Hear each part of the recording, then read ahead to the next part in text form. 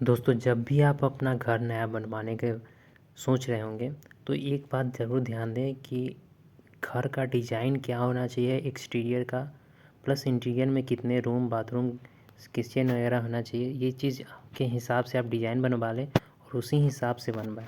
वरना होता क्या है कि लोग कहेंगे ये अच्छा नहीं लग रहा है, तो बार बार आपको प्लान चेंज करना पड़ेगा। इससे होगा कि आपका जो ठेकेदार होगा वो भी आनाकानी करेगा काम करने में।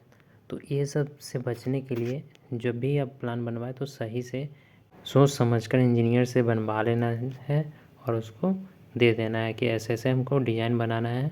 ओके।